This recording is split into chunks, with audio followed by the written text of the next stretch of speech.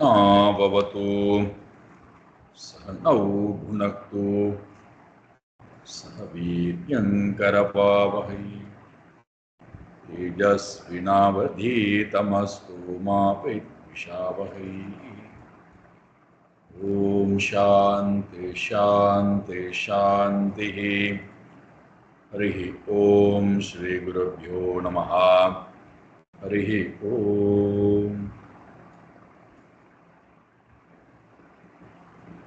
सच्चिदानन्दरूपाय विश्वोत्पत्त्यादिहेतवे तापत्रयविनाशाय श्रीकृष्णाय वयं नमः।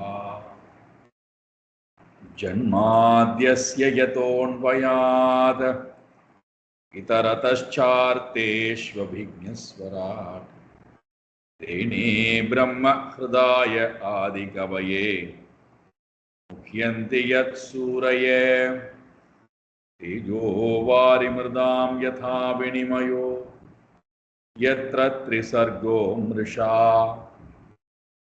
धाम्ना स्वेन सदा निरस्तकुहकं सत्यं परं धीमहि। धर्मप्रोञ्झितकैतवोऽत्र परमो निर्मत्सराणां सतां वेद्यं वास्तवमत्र वस्तु शिवदं तापत्रयोन्मूलनं श्रीमद्भागवते महामुनिकृते किं वा परैरीश्वरः सद्यो हृद्यवरुध्यतेऽत्र कृतिभिः शुश्रूषुभिस्तत्क्षणात् निगमकल्पतरोर्गलितं फलं सुखमुखातमृतद्रवसंयुतं पिबत भागवतं रसमालयं मुहुरहो रसिका भुवि भावुकाः नारायणं नमस्कृत्य नरं चैव नरोत्तमं देवीं सरस्वतीं व्यासं ततो जयमुदीरये। देवीं सरस्वतीं व्यासं ततो जयमुदीरये।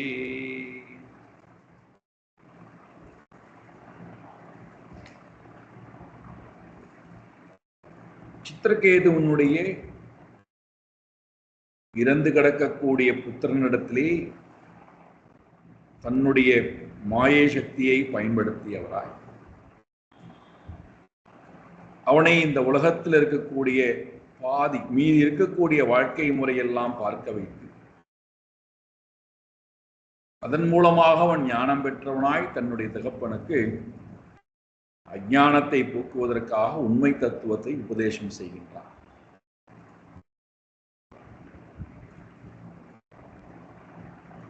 முதல் நிலையிலே உலகத்தினுடைய தன்மையிலிருந்து உபதேசம் வருகிறது, அனாத்மா ஸ்வரூபத்திலிருந்து உபதேசம் செய்யப்படுகிறது.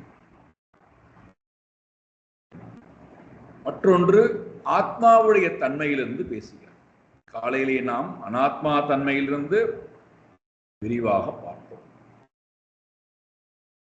ஆத்மாவுடைய தன்மையிலிருந்து அவன் பேச ஆரம்பித்தான். ஏஷா நித்யஹா அவ்யயஹா சூக்ஷ்மஹா ஆத்மா சர்வ ஆஸ்ரயஹா ஸ்வத்ருக்.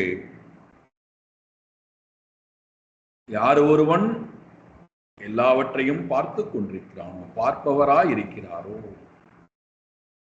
அந்த ஆத்மா அழிவது இல்லை, பிறப்பது இல்லை, அது எப்பொழுதுமே இருந்து கொண்டிருக்கக்கூடிய பொருள். அந்த ஆத்மாதான் ஆத்ம மாயையா, தன்னுடைய மாயையை ஆத்ம மாயையா குணை, தன்னுடைய மாயையின் துணை கொண்டு ஆத்மானம் சிருஜதி, விஸ்வம் ஆத்மானம் சிருஜதி. ரொம்ப அழகான, தன்னையே படைத்துக் கொள்கிறான் ஆத்மா. தன்னைத்தானே ஆத்மானம் விஸ்வம் சிருஜதி, தன்னையே உலகமாக படைத்துக் கொள்கிறான். இப்ப தான் வேறு உலகம் வேறு அல்ல, தானேதான் உலகமாகவும் இருக்கிறது. தன்னுடைய மாயையின் துணை கொண்டு தன்னையே உலகமாக சிருஷ்டித்துக் கொள்கின்றான். இந்த படைப்பை நீ பார்ப்பாயாக, இந்த உண்மை தத்துவத்தை நீ பார்ப்பாயாக. அப்படி நீ பார்த்தாயானால் நஹி அஸ்ய அஸ்தி பிரியஹ கஷ்சித் ந அப்ரியஹ. அப்பேற்பட்ட ஆத்மாவுக்கு இந்த உலகத்திலே பிரியமானவன் என்று ஒருவன் கிடையாது, அப்பிரியமானவன் என்றும் ஒருவன் கிடையாது.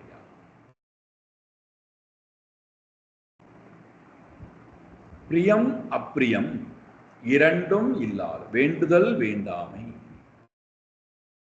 பிரியம் என்று ஒருவனும் இல்லை, அப்பிரியம் என்றும் ஒருவனும் இல்லை. இதுதான் ஆத்மாவுடைய ஸ்வரூபம். அதே போல ஸ்வஹா பரஹாவா நாஸ்தி, தன்னை சேர்ந்தவர்கள் என்றோ இவர்களெல்லாம் தனக்கு அந்நியமானவர்கள் என்றோ அவனுக்கு எந்த விதமான பேதமும் இல்லை.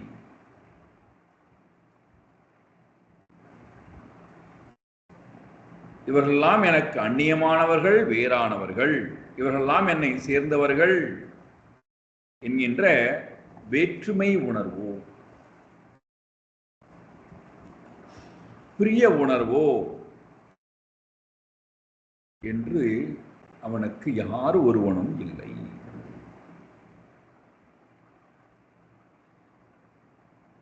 பின்ன எப்படி இருக்கிறான் அவன்? அவனுடைய சொரூபம் என்ன? ஏகஹா, அவன் ஒருவன் தான் இருக்கார், இரண்டாவது என்பது அங்கே இல்லை. ஆத்மாவுடைய சொரூபம் ஒன்று, ஏகஹா. ஏகமேவா த்விதீயம், சாந்தோக்கியம் சொல்கின்றது அல்லவா? ஏகமேவா த்விதீயம், ஏகம்தான், ஏகமேவ அத்விதீயம், இரண்டற்றதாக ஒன்றாகவே அது இருக்கிறது. அப்படி ஒருவராக இருந்து கொண்டு சர்வதியாம் திரஷ்டா, உலகத்தில் இருக்கக்கூடிய எல்லா ஜீவராசிகளுடைய புத்தியையும் பார்த்து கொண்டு இருக்கின்றான். எல்லா ஜீவராசிகளுடைய புத்தியையும் ஒளிர வைத்துக் கொண்டு திரஷ்டா, பார்ப்பவராய், சாட்சியாக பார்த்து கொண்டு. சாட்சின்னு சொல்லும் போது எதற்கு சாட்சி? யாருக்கு சாட்சி? கர்த்திருபாவம் உடையவனுக்கும் சாட்சியாய், அகர்த்திருபாவம் உடையவனுக்கும் சாட்சியாய் இந்த ஆத்மா இருக்கிறது.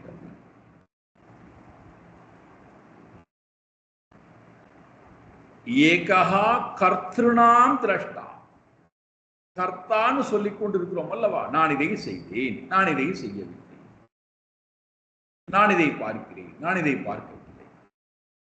இந்த நான் நான் என்று சொல்லப்படக்கூடிய கர்த்திருபாவம் இருக்கு அல்லவா?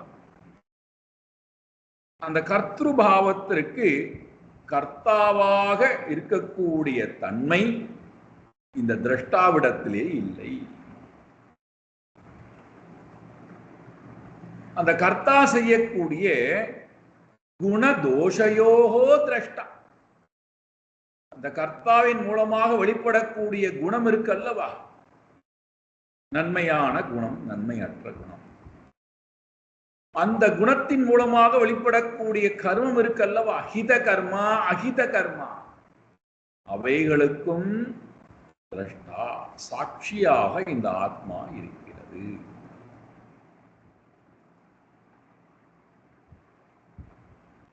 அப்ப நன்மை செய்தாலும் அது ஆத்மாவுக்கு போவது இல்லை, தீமை செய்தாலும் அது ஆத்மாவுக்கு போவது இல்லை. கர்த்திருபாவத்துடன் செய்தாலும் ஆத்மாவுக்கு போவது இல்லை, கர்த்திருபாவம் இல்லாமல் செய்தாலும் ஆத்மாவுக்கு போவது இல்லை. யார் இரண்டையும் ஒளிர்வித்துக் கொண்டு இரண்டையும் திரஷ்டாவாக இருந்து பார்க்கிறாரோ அந்த ஆத்மாவாக நான் இருக்கின்றேன்.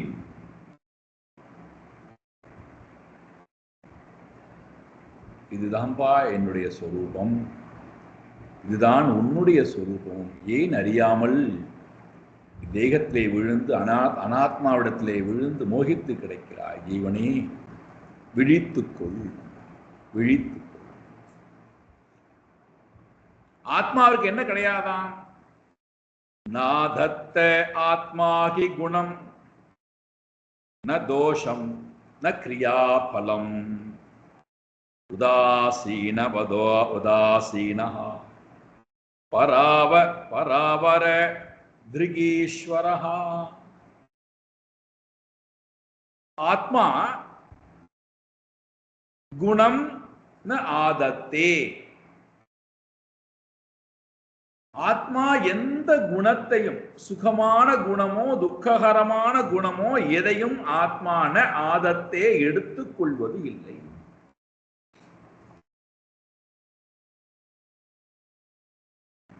குணம் ந ஆதத்தே தோஷம் ந ஆதத்தே. நன்மையான குணம், அதிலிருந்து வரக்கூடிய அனுபவத்தையும் சுக அனுபவத்தையும் ஆத்மா ஏற்றுக்கொள்வது இல்லை. தோஷமான குணம், அதனால் வரக்கூடிய அனுபவத்தையும் ஆத்மா ஏற்றுக்கொள்வது கிடையாது. ந சுகம் ந துக்கம்.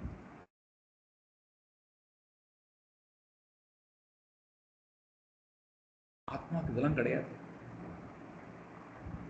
இதெல்லாம் தியானிக்க வேண்டிய பாடலை, இதெல்லாம் தியானிக்க வேண்டிய என்னுடைய சொரூபம்.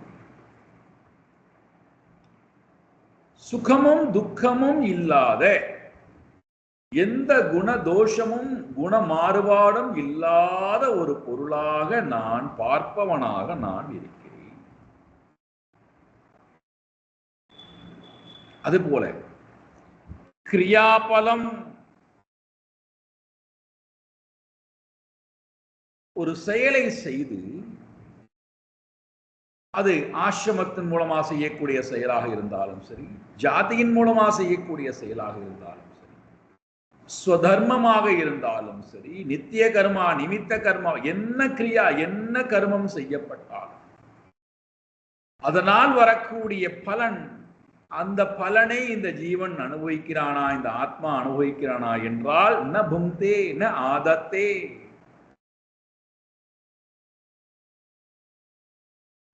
இந்த ஆத்மா எதையும் எடுத்துக் கொள்வது கிடையாது.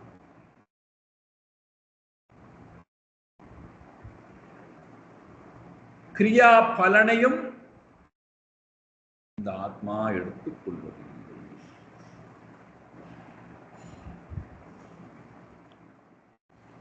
அதே போல பர அவர திருக், பர அவர காரிய காரணங்கள்,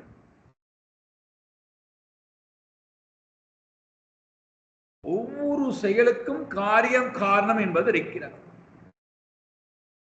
ஸ்தூல சரீரம் காரியம், சூக்ஷ்ம சரீரம் காரணம். ஸ்தூல சரீரத்துக்கும் சூக்ஷ்ம சரீரத்துக்கும் இவர் எப்படி இருக்காராம்? பர அவர திருக், பார்ப்பவராய், காரணத்தையும் காரியத்தையும் பார்ப்பவராய். திருக் என்றால் பார்ப்பவர். காரண காரியத்தை பார்க்கக்கூடிய ஆத்மாவாக இது இருக்கின்றதே தவிர, காரியத்துடனும் காரணத்துடனும் அது இணைந்து எந்த நன்மை தீமைகளையும் அது அனுபவிப்பது இல்லை. காரண காரியத்துடன் சேர்ந்து எந்த காரியத்தையும் அது செய்வதும் இல்லை. காரிய காரணத்துடன் சேர்ந்து எந்த காரியத்தையும் செய்ய தூண்டுவதும் இல்லை. நைவ குர்வன் ந காரயன், தானும் எந்த காரியத்தையும் செய்வது இல்லை, தானும் எந்த காரியத்தையும் செய்ய தூண்டுவது இல்லை. அப்போ காரியத்தையே ஒருவன் செய்யாத போது காரியத்தினுடைய பலனிடத்திலே போய் அபிமானம் கொள்வானா என்றால் போக்தாவிடத்திலும் திருக்பாவம், அனுபவத்திடத்தில் வரும்போதும் பார்வையாளனாக இருக்கிறானே தவிர அனுபவிப்பவனாக அவன் இருப்பது இல்லை. கர்த்தா அப்படின்னு சொல்லியாச்சுனாலே போக்திருபாவம் வந்து விடுகிறது. தான் கர்த்தா அல்ல அப்படின்னா போக்திருபாவம் அவனுக்கு கிடையாது. அனுபவிப்பவன் என்கின்ற பாவம் அவனுக்கு வருவது இல்லை. நான் கர்த்தான்னு சொல்லும் போதுதான் புண்ணியமான கர்மத்தை செய்தால் புண்ணிய பலனை சுவைக்கணும்னு நினைக்கிறேன். பாபகரமான கர்மத்தை செய்தால் அதிலிருந்து எப்படி வெளியில வரலாம்னு முயற்சி பண்றேன். துக்கத்தை அனுபவித்தால் எப்படி வெளியில வரலாம்னு முயற்சி பண்றேன். ஆக இரண்டுமே இல்லாத பர அவர திருக் போக்தா, போக்தாவாகவும் போக்தாவாகவும் அவன் இல்லை. போக்கியத்தை அனுபவிக்கக்கூடிய போக்தா என்றால் அனுபவிப்பவன். அந்த அனுபவிப்பவனாகவும் இந்த ஆத்மா எப்படி இருக்காராம்? ஈஸ்வரஹா, ஈஸ்வரஹா, எல்லாவற்றுக்கும் மேலானவராய், எல்லாவற்றுக்கும் தலைவராய் ஈஸ்வரன் அப்படின்னு சொல்லும் போதே பதஞ்சலி முனிவர் ரொம்ப அழகா விளக்கம் கொடுக்கிறார். இந்த நான்குக்கும் அப்பாற்பட்டவராய் இருப்பவன் யாரோ அவன் ஈஸ்வரன் சொல்றான். பஞ்சக்லேஷானி காலையில பார்த்தோம் அல்லவா? அவித்யா, அஸ்மிதா, ராக, துவேஷ, அபினிவேஷ, இது இல்லாதவன் ஈஸ்வரன். கிளேஷ, கிளேஷங்கள் வரும்போதே கர்மா வந்து விடுகிறது. புண்ணிய கர்மா, பாப கர்மா. புண்ணிய பாப கர்மம் இல்லாதவன் ஈஸ்வரன். புண்ணிய பாப கர்மா செய்யப்பட்டது என்று சொன்னால் அதனுடைய பலனை அனுபவித்தாக வேண்டும். அப்போ விபாக, பாகம் இல்லாதவன், புண்ணிய பாப பலன் இல்லாதவன். புண்ணிய பாபம் வந்தாச்சு அப்படின்னாலே அதற்கு ஒரு பிறவி, ஆசையை, அதிலிருந்து வரக்கூடிய ஜனனம் மரணம். அது ஜனன மரணம் வரும்போதே அதுக்கு ஒரு ஆயுள், அதுல போகங்கள், இன்ப துன்பங்கள், லாப நஷ்டங்கள், மான அவமானங்கள், பிரியம் அப்பிரியம், இதெல்லாம் இல்லாதவன் யாரோ, இந்த நான்கும் இல்லாதவன் யாரோ சகா ஈஸ்வரஹா. கிளேஷ கர்ம விபாக ஆசையைஹி விமுக்தா ஈஸ்வரஹ.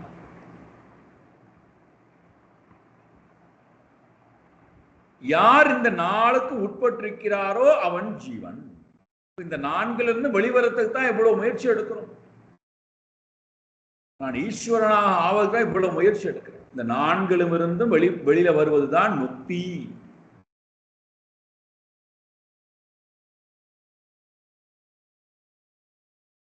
இந்த நான்கும் இல்லாதவன் ஈஸ்வரன். அவன் இந்த தேகத்துக்குள்ள இருந்தாலும் எப்படி இருக்காராம்? உதாசீனவத் ஆசீனஹா, உதாசீன வதாசீனஹா. தேகத்துடன் இருந்தாலும் தேகத்துடன் எந்த சம்பந்தமும் இல்லாதவராய், தேகங்கள் செய்யக்கூடிய நன்மை தீமை கர்மங்களிடத்திலே எந்த உறவாடுதலும் இல்லாதவராய் உதாசீன தன்மையுடன் இருக்கின்றார். இவ்வளவு தூரம் அழகான உபதேசத்தை தன்னுடைய தகப்பனுக்கு செய்துவிட்டு அந்த குழந்தையானது சரீரத்தை விட்டு வெளிக்கிளம்பி போய்விட்டார். எதற்காக புத்திரன் அப்படிங்கிற ஒரு அழகான கேள்விக்கு இங்கே பதில் கிடைக்கிறது. புத்து நரகாத் திராயதே இதி புத்திரஹா அப்படின்னு ஒரு அழகான விளக்கம் கொடுக்கிறார். புத்து என்று சொல்லக்கூடிய நரகம் அது என்னது? பிறப்பு இறப்பு என்று சொல்லக்கூடிய தொடர்ந்து நடக்கக்கூடிய அந்த நரக வேதனைன்னு சொல்லுவோம் அல்லவா, அந்த வேதனையிலிருந்து யார் ஒருவன் அந்த ஜீவனை அதிலே விழாமல் அந்த ஜீவனை உண்மையை நோக்கி உயர்த்தி விட்டு போகிறதோ அந்த சக்திக்கு பெயர் தான் புத்திரன் என்று பெயர். புத்து என்றால் நரகம், திராயத்தே என்றால் காப்பாற்றுதல். யார் என்னை சம்சார நரகத்திலே தள்ளுவதிலிருந்து என்னை ஜனன மரணம் என்று சொல்லக்கூடிய பிறப்பு இறப்பு இல்லாத வாழ்க்கைக்கு என்னை காப்பாற்றி அனுப்பி வைக்கின்றானோ அவனுக்கு பெயர் புத்திரன் என்று பெயர். அப்ப நினைச்சு பாருங்க, ஒரு குழந்தை ஒரு புத்திரன் என் மூலமாக வருகிறான் என்றால் அந்த புத்திரன் என்னை இந்த சம்சார கூட்டிலிருந்து வெளியேற்றுவதற்கு உண்டான அறிவு படைச்சவனா வந்திருக்கணும். ஒரு ரமண மகர்ஷியை போல தாய்க்கு மோட்சத்தை கொடுத்தார். ஒரு ஆரியாம்பாள் சிவகுருநாதனுக்கு ஆதிசங்கரராக வந்து மோட்சத்தை கொடுத்தார்.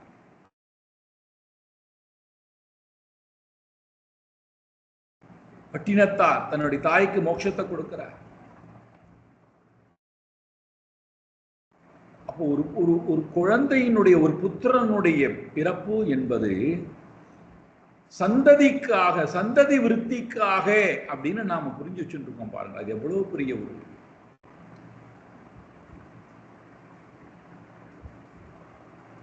கீழான சிந்தனை. நாம சந்ததியை விருத்தி பண்ணலைன்னா இந்த உலகத்துல சந்ததி விருத்தி நடக்காதான்னு. அதனால்தான் உபனிஷதம் சொல்லுகிறது, ஆச்சாரியாய பிரியம் தனம் ஆகிருத்திய பிரஜாதந்தும் மா வியவச்சேத்ஸீஹி. குருவுக்கும் மாணவனுக்கும் இடையில் இருக்கக்கூடிய உறவை அறுத்து விடாதே. நீ இந்த குருகுலத்தை விட்டு போகிறாய், உன்னுடைய குழந்தையை மீண்டும் இந்த குருகுலத்திலே இந்த கல்வி முறையிலே கொண்டு உன் குழந்தையை செய். ஞான பிராதான்யமாக இருக்கக்கூடிய பிறவி, ஞானத்தின் மூலமாக ஒரு ஜீவனை உத்தாரணம் செய்து மோட்சத்திற்கு கொண்டு போகக்கூடிய பிறவி. அப்போ ஒரு ஜீவன் அஞ்ஞானத்துடன் இருந்தால், அஞ்ஞானத்திலிருந்து ஜீவனை வெளியேற்றுவதற்கு உண்டான ஞானம் படைத்தவனாக அந்த புத்திரன் இருந்தால் இருக்க வேண்டும். இருந்தால் அந்த ஜீவனை அறிவை கொடுத்து அறியாமையை நீக்கிவிட்டு அந்த ஜீவன் போய்விடுகிறது.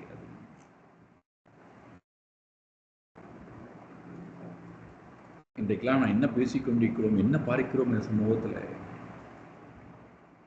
இந்த சொத்து யாருக்கு, அந்த பணம் யாருக்கு, அந்த வீடு யாருக்கு, இந்த நகை யாருக்கு, இந்த வஸ்திரம் யாருக்கு, இது யாருக்கு போகப் போகிறது, இந்த செல்வங்கள் யாருக்கு எழுதி கொடுக்கப்பட வேண்டும், இந்த செல்வங்களை இந்த புத்திரர்கள் ஒழுங்காக பராமரிப்பார்களா மாட்டார்களா, இப்படித்தானே பேசிக்கொண்டிருக்கிறோம், இப்படித்தானே நாம் பழகி கொண்டிருக்கிறோம்.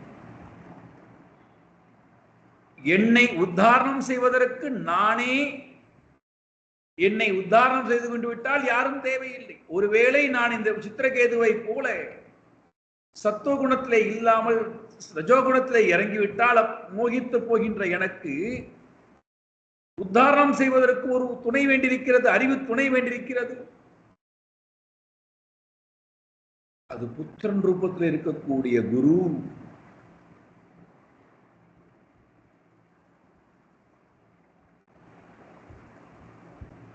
ஆனா நாம என்ன சொல்றோம், பசங்க வந்து இந்த மாதிரி ஆன்மீக விஷயமாக பேசினால் பெற்றோர்களுக்கு வந்து பிடிப்பது கிடையாது. என்னிடத்துல ஏன் அட்வைஸ் பண்ண வருகிறாயா என்று இன்னைக்கு கேட்கக்கூடிய காட்சியை பார்க்கிறோம். உன்னுடைய அறிவு எனக்கு தேவையில்லை என்று சொல்கிறோம். அறிவு யாரிடம் இருந்தாலே, எந்த பாத்திரத்திலிருந்து வந்தாலே, அங்கே வயதா முக்கியம், உறவா முக்கியம், என்னுடைய அஞ்ஞானம் போவதல்லவா முக்கியம்.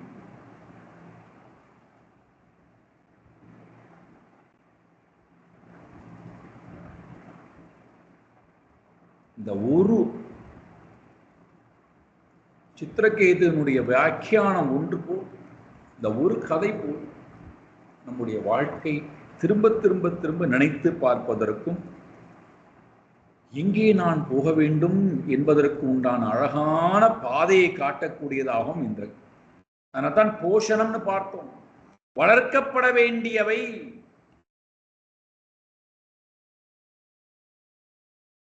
இறைவனுடைய சிந்தனமே தவிர சம்சார விருத்தி, சம்சாரத்தை வளர்க்கக்கூடிய சம்ஸ்காரத்தை அல்ல.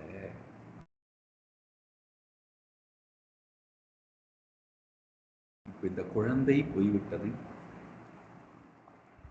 அறிவு கண்ணை திறந்து வைத்துவிட்டு அந்த குழந்தை போய்விட்டது.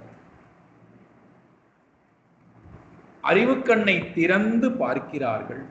சித்திரகேதுவிலிருந்து ஆரம்பித்து மற்ற எல்லோரும் அறிவு கண்ணை திறந்து பார்க்கிறார்கள். அந்த அறிவு கண்ணை திறந்து பார்க்கும்போதுதான் அவர்களுக்கு தெரிகிறது, நாம் இவ்வளவு காலம் மோகத்திலே மயங்கி கடந்திருக்கின்றோம். ஆத்ம ஸ்நேக ஸ்ருங்கலாம்.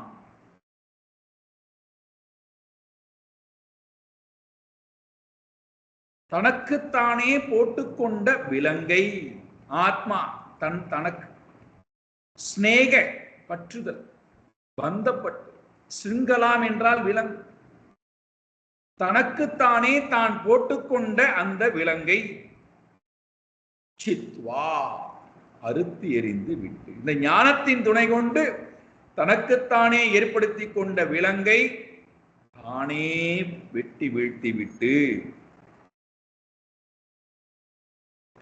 இந்த ஞானம் ஸ்நேகத்திலிருந்து, ஸ்நேகம் என்று சொல்லக்கூடிய விலங்கிலிருந்து அவர்களை விடுவித்த அடுத்த க்ஷணம் விஸ்மிதாக, ஆச்சரியம் என்பது அவர்களுக்கு வருகிறது.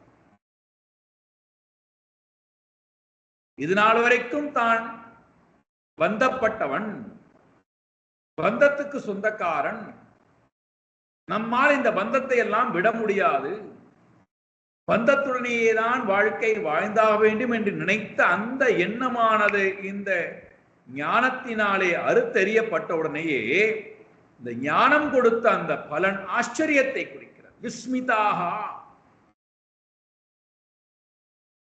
தன்னைத்தானே ஆச்சரியமா பார்க்கிறான். நானா விடுபட்டேன், நானா விடுபட்டிருக்கின்றேன்.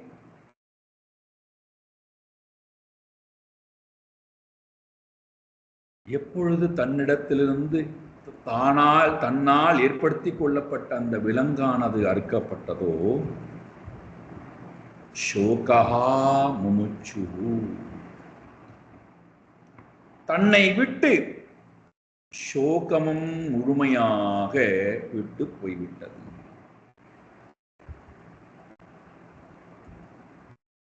பந்தம் போன அடுத்த க்ஷணம், பந்தமானது ஞானத்தால் அறுக்கப்பட்ட அடுத்த க்ஷணம் சோகமும் தன்னை விட்டு போய்விட்டது.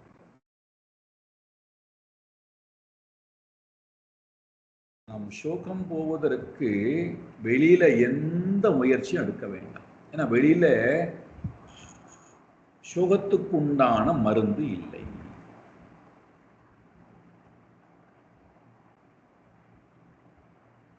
சோகத்துக்குண்டான மருந்து நம்முடைய அறியாமைதான். அந்த அறியாமை திரை எப்பொழுது அறிவால் விளக்கப்படுகிறதோ அடுத்த க்ஷணம் சோகம் நீங்கி போவதை பார்க்கலாம். அதனால்தான் உபனிஷதம் கேட்கிறது, தத்ரகோ சோகா கோ மோகா ஏகத்வம் அனுபஷ்யதா. யாரொருவன் உண்மைத்தன்மையை தன்னிடத்திலே உணர ஆரம்பித்து விட்டானோ, பார்க்க ஆரம்பித்து விட்டானோ, அவனுக்கு எங்கிருந்து சோகம் இருக்க முடியும்? எங்கிருந்து அவனிடத்திலே மோகம் இருக்க முடியும்? தத்ரகோ சோகா தத்ரகோ மோகா.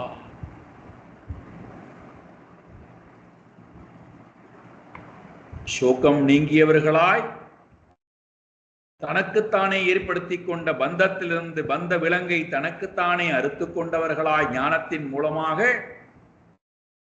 ஆச்சரியம் உடையவர்களாய், ஆனந்தம் உடையவர்களாய்,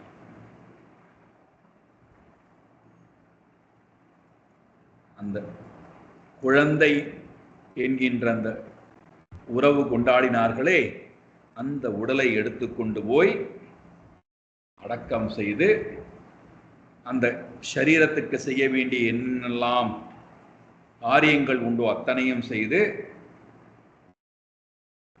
அந்த குழந்தையின் மேல் அந்த சரீரத்தின் மேல் அந்த சரீர நிமித்தமாக கொண்டிருக்கக்கூடிய சோக, மோக, பய, சோக, மோக, பய, ஆர்த்திதம் எல்லாவற்றையும் விட்டுவிட்டு, இது எல்லாவற்றையும் விட்டுவிட்டு, இவை எல்லாவற்றுக்கும் காரணம் என்ன? சோகம், மோகம், பயம், ஆர்த்திதம். இது எல்லாத்துக்கும் காரணம் என்ன? ஸ்நேகம். ஸ்நேகத்தையும் விட்டுவிட்டு, தியஜம் விட்டுவிட்டு,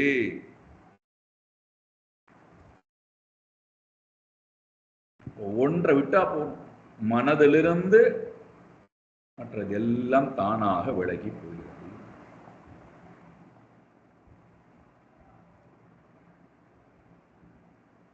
எல்லோரும் அரண்மனை திரும்புகிறார்கள். விஷம் கொடுத்து கொன்ற அந்த பெண்கள் எல்லோரும் தோஷ நிவர்த்திக்காக என்னென்னலாம் வேதத்தில் சொல்லப்பட்டிருக்கூடிய கடமைகள் உண்டோ அது அத்தனை காரியங்களையும் செய்கிறார்கள். தவம் ஏற்றுகிறார்கள்.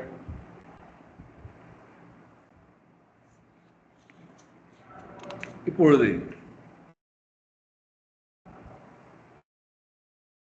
இந்த சித்திரகேது அங்கிரஸ் மகர்ஷியிடத்திலும் நாரத மகர்ஷியிடத்திலும் மனதிலே எந்த ஸ்நேக பாவம் இல்லாதவனாய், பூர்ணமான வைராக்கியம் உடையவனாய் அவர்கள் சொன்னார் அல்லவா, உனக்கு நான் மந்திர உபனிஷதம் கொடுக்கிறேன், பெற்றுக்கொள் என்று. அந்த மந்திர உபதேசத்தை இவரிடத்திலிருந்து வாங்கிக் கொள்கின்றான். ரொம்ப அழகான பகுதி. நான் இந்த ஸ்லோகங்களை எல்லாம் படிக்கிறேன். ரொம்ப நமக்கு தேவையான பகுதியும் கூட. முடிந்தால் நீங்கள் தினந்தோறும் இந்த பகுதியை பாராயணம் செய்து கொள்ளலாம். 6வது ஸ்கந்தத்திலே 16வது அத்தியாயமானது 18வது பாடலிலிருந்து இந்த உபதேசமானது ஆரம்பிக்கின்றது. மந்திர உபதேசமானது இந்த சித்திரகேதுவுக்கு கொடுக்கப்படுகிறது. காரணம், இப்பொழுது இவன் வைராக்கியம் உடையவனாய், ஸ்நேக பாவத்திலிருந்து விடுபட்டவனாய், பக்தியும் ஞானமும் பெறுவதற்காக, இறைவனுடன் ஒன்று கலப்பதற்காக தகுதியுடையவனாக ஆகியிருக்கிறான். அவனுக்கு ஞான உபதேசம் செய்யப்பட வேண்டும். இந்த ஞான உபதேசத்தை 2 பேரும் கொடுக்கிறார்கள். எல்லா சிறப்பும் உடையவனாய் அதை வாங்கிக் கொள்கின்றான். மந்திர உபதேசமானது நாரத மகர்ஷியால் கொடுக்கப்பட, ஓம் நமஸ்துப்யம் பகவதே வாசுதேவாய தீமஹி பிரத்யும்னாய நிருத்தாய நம சங்கர்ஷனாய ச. ஓம் நமஸ்துப்யம் பகவதே வாசுதேவாய தீமஹி பிரத்யும்னாய நிருத்தாய நம சங்கர்ஷனாய ச. நமோ விஜ்ஞானமாத்ராய பரமானந்தமூர்த்தயே ஆத்மா ராமாய சாந்தாய நிவృத்தத்வைதத்ருஷ்டயே. நமோ விஜ்ஞானமாத்ராய பரமானந்தமூர்த்தயே ஆத்மா ராமாய சாந்தாய நிவృத்தத்வைதத்ருஷ்டயே. ஆத்மானந்தானுபூத்யைவ ந்யஸ்த சக்த்யோர்மயே நமः. ऋषिकेशाय महते नमस्ते विश्वमूर्तये. आत्मानन्दानुभूत्यैव न्यस्तशक्त्यो न्यस्तशक्त्यूर्मये नमः ऋषिकेशाय महते नमस्ते विश्वमूर्तये वचस्यो परते प्राप्य य एको मनसा सह अनामरूपश्चिन्मात्रः सोऽव्यान्न सदसत्परः वचस्युपरते प्राप्य य एको मनसा सह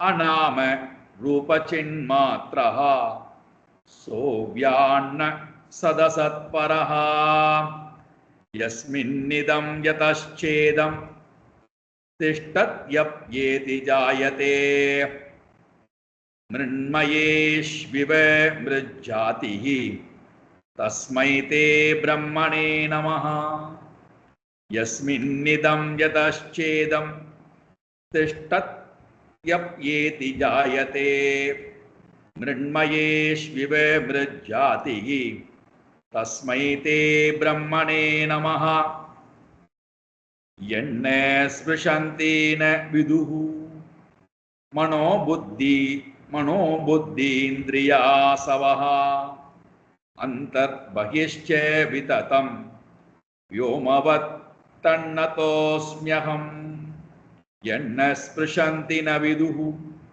मनोबुद्धीन्द्रियासवः अन्तर्बहिश्च विततं व्योमवत् तन्नतोऽस्म्यहम् देहेन्द्रियप्राणमनोधियोमि यदंशविद्या प्रचरन्ति कर्मसु नैवान्यथा लौहमिवा प्रतप्तं स्थानेषु तत् द्रष्ट पदेशमेति। ओं नमो भगवते महापुरुषाय महानुभावाय महाविभूतिपतये सकलमात्म परिवृदः निकरकरकमल कुड्मलोपलालित चरणारविन्दयुगल परम परमेष्टिन् नमस्ते।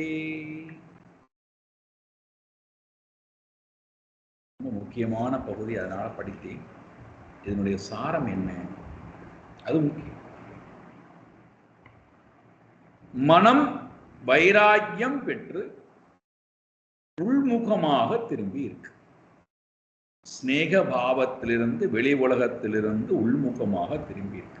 நம்ம காலையிலேயே பார்த்தோம், நேற்றும் பார்த்தோம்.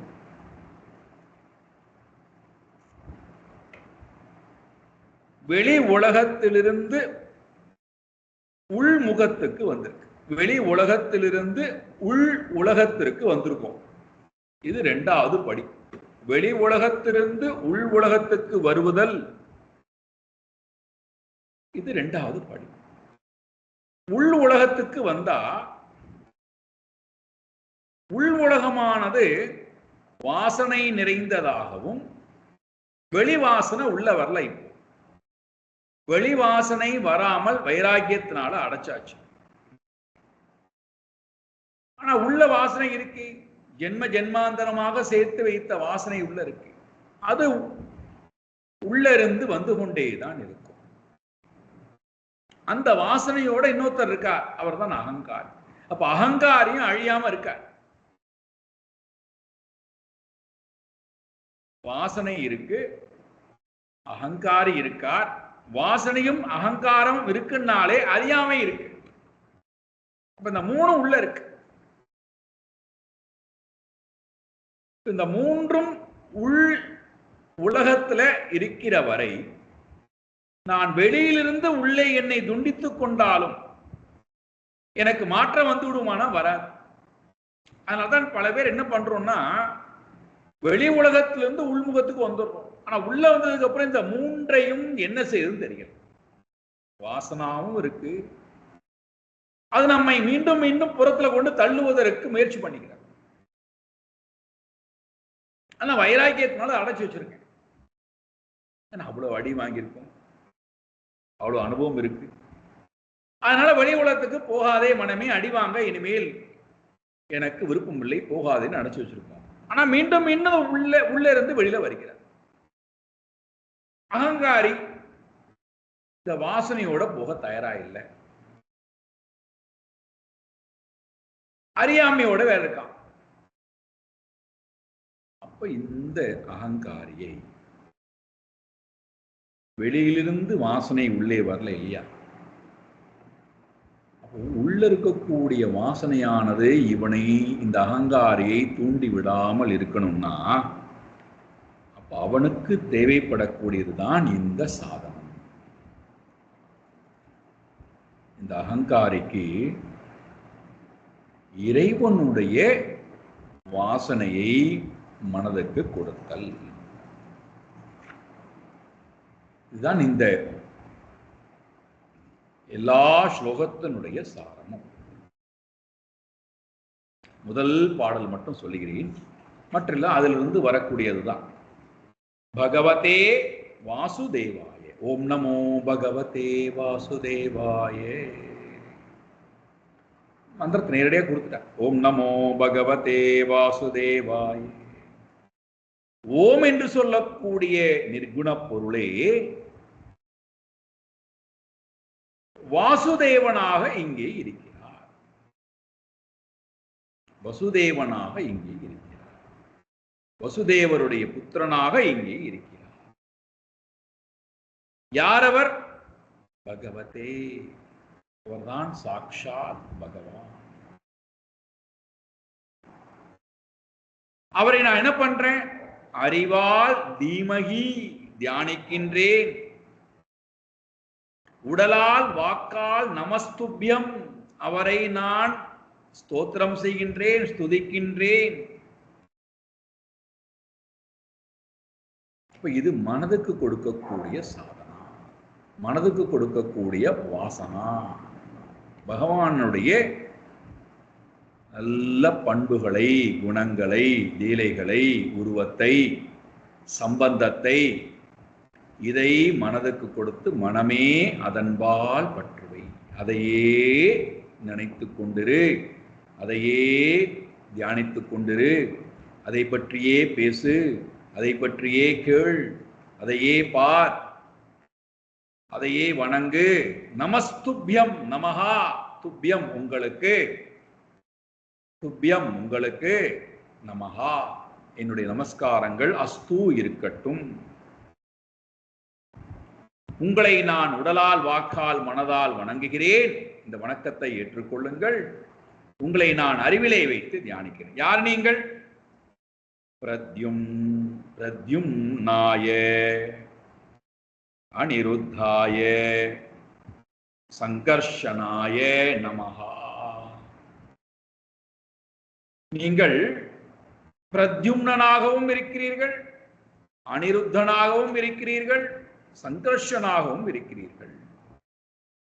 பேர்பட்ட உங்களை நான் தீமகி வணங்குகிறேன், தியானிக்கின்றேன்.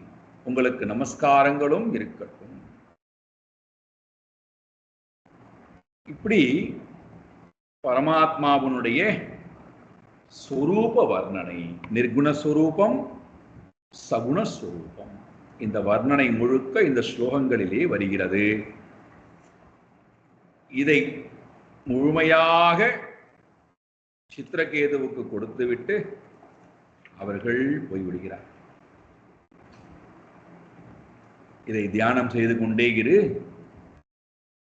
உனக்கு பரமாத்மாவுடைய அருளானது கிடைக்கும், அவருடன் நீ ஒன்று கலப்பதற்கு வாய்ப்பு கிடைக்கும் என்று சொல்லிவிட்டு அவர்கள் போய்விடுகிறார்கள். இவரும் என்ன பண்ணுகின்றார்? இந்த ஞானத்தை வாங்கிவிட்டு தனிமையான இடத்திலே போய் இவர்கள் கொடுத்த இந்த ஞானத்தை தியானிக்கக்கூடியவராய் நேரடியாக சங்கர்ஷண பகவானை, பரமாத்மாவை பார்க்கிறார்.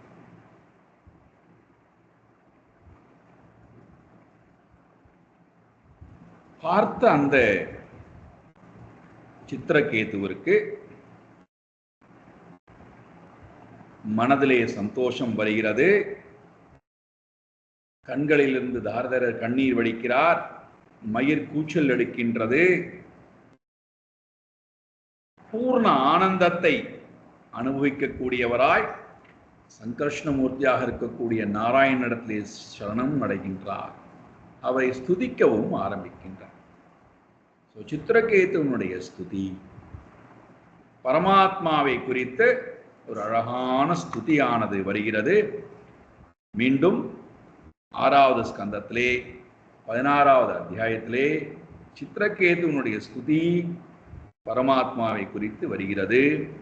ஒருவேளை உங்களுக்கு அந்த ஸ்துதி வேண்டும் என்று சொன்னால் 34வது பாடலிலிருந்து 16வது அத்தியாயம் 34வது பாடலிலிருந்து பரமாத்மாவை ஸ்துதிக்கக்கூடிய ஸ்துதியானது அழகாக வர்ணிக்கப்படுகிறது. இவ்வாறு சித்திரகேது பரமாத்மாவை ஸ்துதிக்க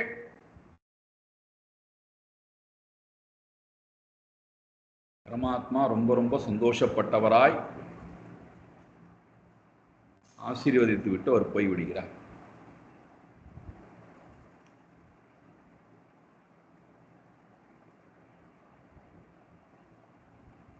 சித்திரகேது நாரத மகர்ஷியிடத்திலே உபதேசம் பெற்றவர். பரமாத்மாவுடைய ரூப தியானமானது நடக்கிறது. அதனால் பரமாத்மாவுடைய ரூபத்தை பார்க்கிறார். ஆனால் அவருக்கு என்ன ஏற்படலடான்னா, பரமாத்மாவுடைய நிர்குணஸ்வரூபமானது உபதேசம் செய்யப்படவில்லை. ரூப வர்ணனம் ஏற்பட்டிருக்கிறது.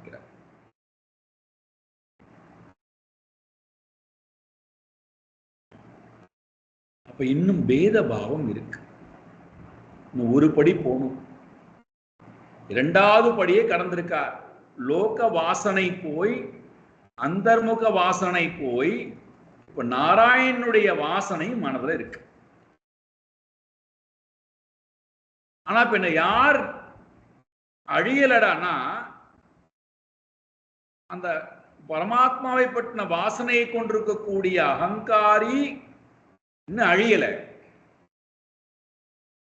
அகங்காரம் இருக்கிற வரைக்கும் அவித்யா இருக்கும். அப்ப அவித்யாவும் அழியல.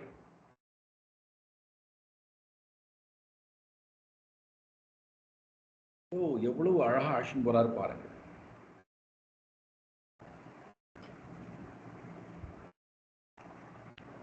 அப்ப இந்த அகங்காரி அழியணும்னா அதுக்கு ஒரே வழிதான் இருக்கு, அறியாமை நீங்கினான். அதனால்தான் இந்த அகங்காரி அறியாமை நீங்குவதற்கு ஞான உபதேசம் பெற்றே ஆக வேண்டும்.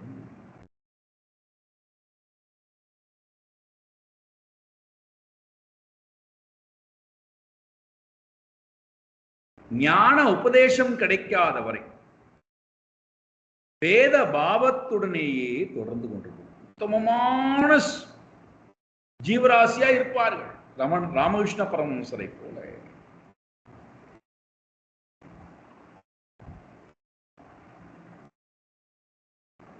காளி தேவியை நேரடியாகவே தினந்தோறும் கன்னிகாரூபமாக பார்த்து விளையாடி பேசி அந்த ஆனந்தத்தையே தினந்தோறும் அனுபவித்துக் கொண்டிருந்தவர். ஆனால் அது உண்மையான ஞானம் அல்ல என்பதை தோத்தாபுரிங்கிற குரு ஞான உபதேசத்தை கொடுப்பதன் மூலமாகத்தான் அதை போக்குறார்.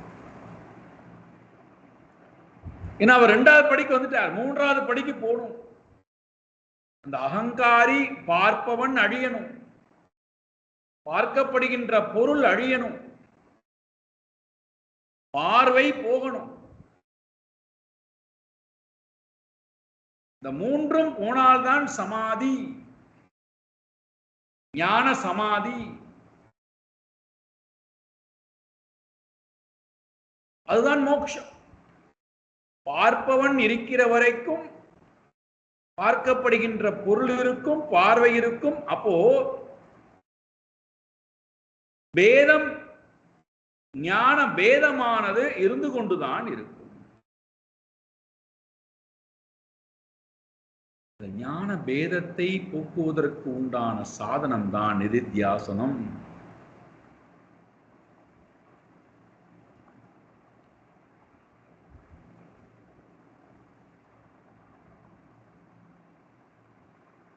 அந்த ஞானம் ஒருவனுக்கு கிடைக்காதவரை, இப்போ இந்த ஞானத்தை பரோட்சமாக சாஸ்திரத்தின் துணை கொண்டு குரு எனக்கு உபதேசிச்சிடுறார்.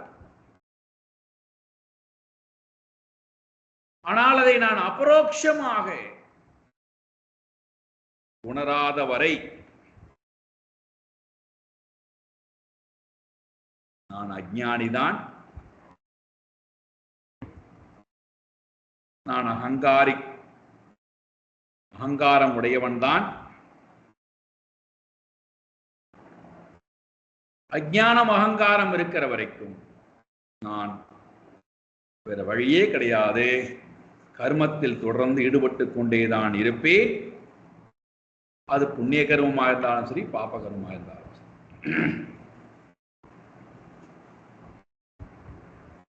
அதனுடைய தொடர்ச்சி பிறவி தவிர்க்க முடியாதவை.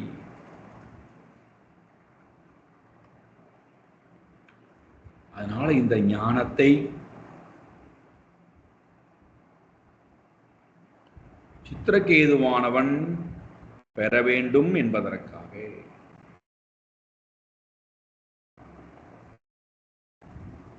இங்கே சொல்லுகிறார் பாருங்கள்.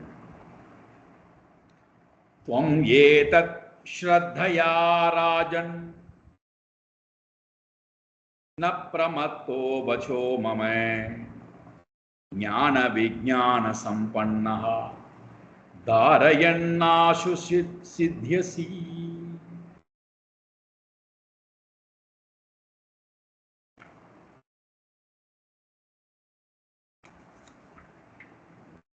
உனக்கு நான்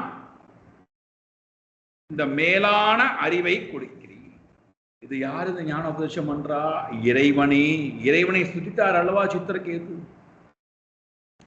இறைவனே குருவாக வந்து உனக்கு நான் ஏதத் மம வசஹா, நான் சொல்ல போகின்ற இந்த வாக்கியத்தை ஸ்ரத்தையா, ஸ்ரத்தையுடன் கேட்பாயாக, அப்ரமத்தஹா, கவனமாக கேட்பாயாக, மனசா தாரயன், மனதிலே கவனமாக தாரணை செய்து கொள்.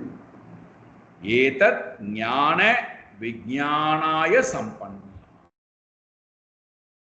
ஞானத்துடனும் விஞ்ஞானத்துடன் கூடியிருக்கக்கூடிய இந்த ஞானத்தை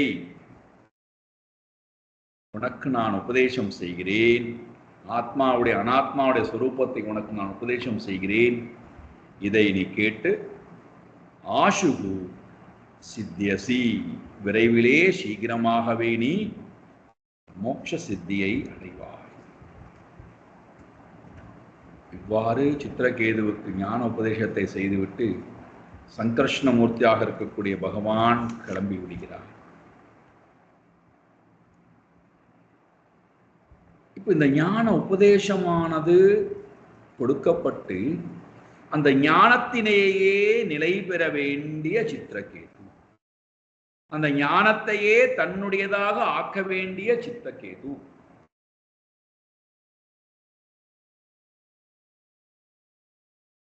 அதை மறந்தவனாய்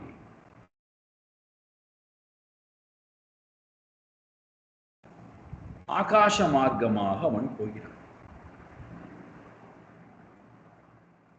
விதவிதமான காட்சிகளை எல்லாம் பார்த்து கொண்டே போகிறான்.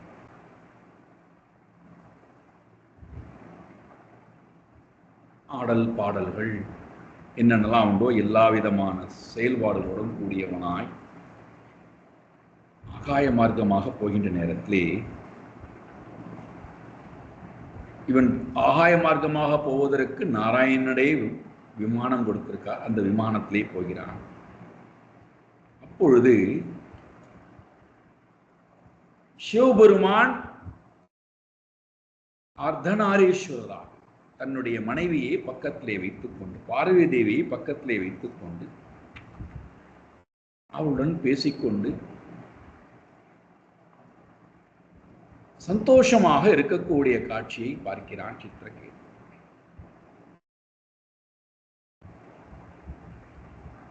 இந்த காட்சியை பார்த்த உடனே அவனுடைய மனதிலே விகாரமான எண்ணம் வருகிறது. பார்வதி தேவி சிவபெருமான் பார்க்கின்ற அளவிலே உறக்க சிரித்தவனாய், கர்வத்துடன் சிரித்தவனாய், இவர்களெல்லாம் துதிக்கப்பட வேண்டியவர்களா? இப்படி எல்லோருக்கும் முன்னிலையிலே இப்படி கணவன் மனைவியாக சேர்ந்து அமர்ந்திருக்கிறார்களே, இவரெல்லாம் போற்றப்பட வேண்டியவர்கள் தானா? இவர்கள் எப்படி மற்றவர்களுக்கு கடமையை போதிக்க முடியும்? எப்படி இவர்கள் நல்வாழ்க்கையை காட்ட முடியும்? இவர்களை எப்படி மற்றவர்கள் பின்பற்றுகிறார்கள்?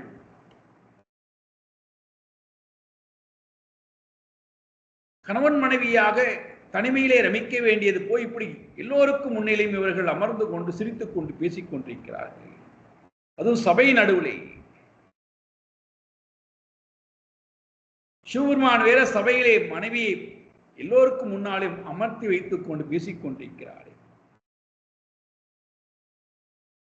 என்கின்ற எண்ணம் சித்திரகேதுடைய மனதிலே உதிக்கிறது.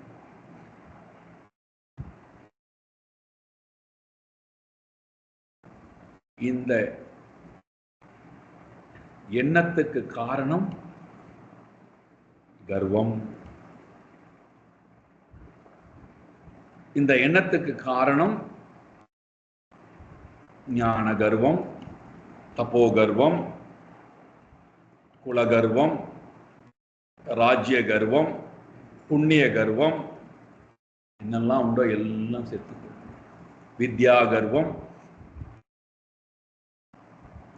கடைசி வரைக்கும் நம்மை விடுவதில்லைங்க. அதுதான் சித்திரகேதுவை படிப்படியா சித்திரகேது மூலமா எல்லா தடையிலும் நீக்கிறாங்க.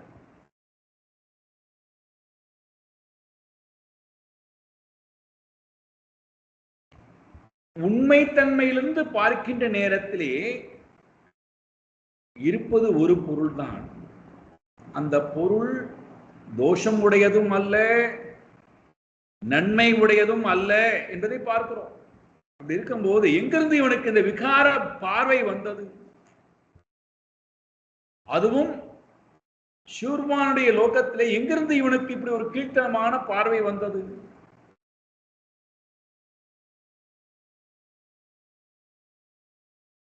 பொதுவா என்ன சொல்வார்கள் என்றால், கொடூரமான விகாரம் படைத்த மனம் உடையவனாக இருந்தாலும் கூட தாயை பார்க்கின்ற நேரத்திலே அவனுக்கு அந்த விகார பாவம் வருவது இல்லை அப்படின்னு சொல்வார்கள்.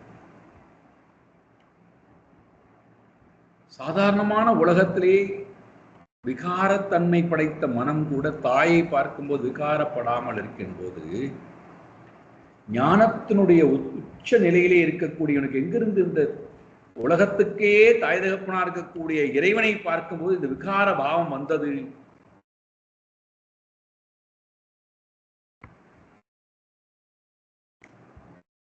அகங்காரத்தினுடைய வெளிப்பாடு, தன்னையும் மற்றவர்களையும் வேறாக பார்க்கக்கூடிய பாவம், இறைவனையும் உலகத்தையும் வேறாக பார்க்கக்கூடிய பாவம், இதுதான் துவைத பாவம், அறியாமையினாலே வரக்கூடிய துவைத பாவம். இந்த துவைத பாவத்தினாலே பீடிக்கப்பட்ட சித்திரகேது பார்வதி தேவியால் சபிக்கப்படுகிறார். உன்னதமான லோகத்துக்கு போக வேண்டியவன் பார்வதி தேவியால், மற்ற யாரும் வாய் திறந்து பேசல, பார்வதி தேவி மட்டும் இவனை சபிக்கிறார். அந்த சாபத்தினுடைய வெளிப்பாடுதான் இவன் விருத்தாசுரனாக வந்து பிறக்கிறான். அதே பார்வதி தேவியிடத்திலே போய் சரணம் அடைந்து அவருடைய காருண்யத்தினாலே மீண்டும் அவனுக்கு அந்த பூர்வ ஜென்ம ஞானம் எல்லாம் ஏற்பட்டு அவன் மீண்டும் நாராயணனையை ஸ்மரித்து நாராயணனோட ஒன்று கலைக்கிறான். இவ்வளவு தடைகள் நம்மிடத்திலே இருக்கிறது. அறியாமை தடை வரைக்கும் நீங்கவில்லை என்றால் ஆசுரி பாவம் எப்பொழுது வேண்டுமானாலும் ஒருவனிடத்திலே வெளிப்படலாம்.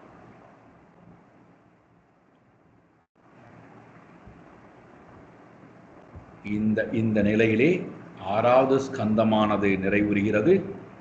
அடுத்த வாரம் நாம் 7வது ஸ்கந்தத்துக்குள்ளே போகின்றோம். பிரகலாத சரித்திரம் என்பது வர இருக்கிறது. அடுத்த வாரம் எடுத்துக்கொள்வோம். ஓம் பூர்ணமதః பூர்ணமிதம் பூர்ணாத் பூர்ணமுதச்யதே பூர்ணஸ்ய பூர்ணமாதாய பூர்ணமேவாவசிஷ்யதே. ஓம் சாந்தி சாந்தி சாந்தி. ஹரி ஓம் ஸ்ரீ குருப்யோ நமः. ஹரி ஓம்.